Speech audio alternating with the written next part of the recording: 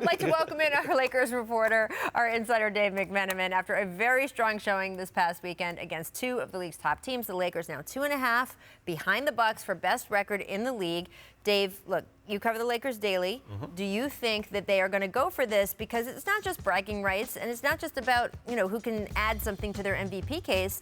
If these two teams end up in the finals and this is a 7-game series, it's who starts, who finishes, right? Yeah, the idea of hosting Games 1 and Game 2 at Staples Center and a potential Game 7 against the likes of an opponent like Milwaukee Bucks or Boston Celtics, Toronto Raptors has to mean something. And it's 20 games that you have to manage. Now, I don't think it's impossible to do both. I think you can allow LeBron to continue to play while caring about his body and going for the number 1 seed. Now, you're going to have to see more performances like we saw in the third quarter of the Clippers game, where they actually extended the lead and got back into the game while LeBron was getting some rest. And Anthony Davis has admitted that that is kind of what this final portion of the season will be about, trying to get better in the moments when LeBron is either resting full games or resting parts of games, because in the playoffs, he's going to play more minutes, but he's not going to play 48 minutes. Why are you shaking your head? Because I want to say this. Okay. I want to say this. I want everybody to listen to me here. In Milwaukee, this is the thing. They're trying to prove to Giannis to stay here. You can win a championship here. You can win multiple MVPs here. If they let that slide by half a game, by 1 game, and all of a sudden they're playing against the Lakers in the finals, and they don't, because they have a lead now, and you don't have home court, LeBron, let's say, sneaks in and wins the MVP because that's one of the things that they're using as like who has the best record, tougher conference.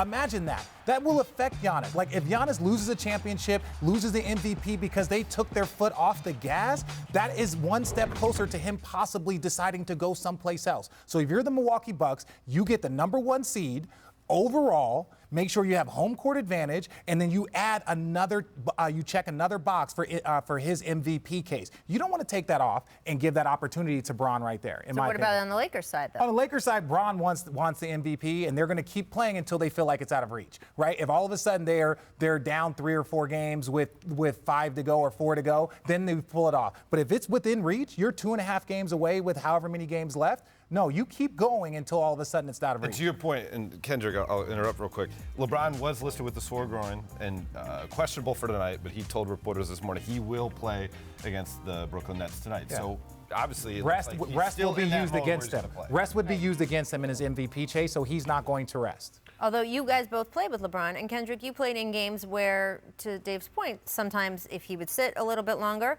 sometimes would not, in those previous seasons, play as hard, like on defense or in some of the other positions that he would rest during games kind of thing. He hasn't been doing that this season. No, he hasn't, but his minutes are down. They're the lowest it's been in his career.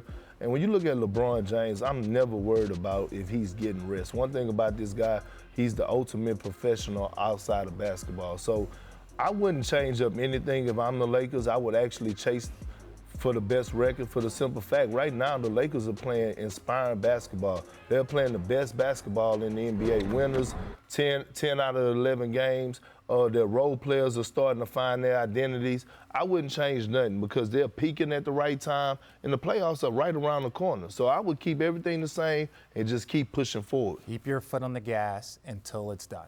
I think for both of these teams, it is a tangible advantage that they're chasing.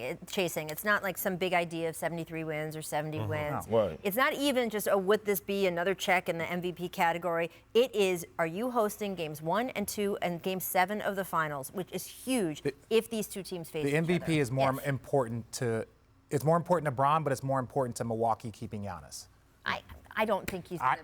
You think that he's going to make his decision or not based on whether he wins MVP? No, but I think that goes to, it's like, you can win multiple MVPs here. You can have the best record in the NBA here. They're going to have to sell themselves to him in free agency, even though that's his home. They still have to sell himself. And if he loses out on a championship and an MVP because they pulled the full off the gas, they can't talk about that in that meeting.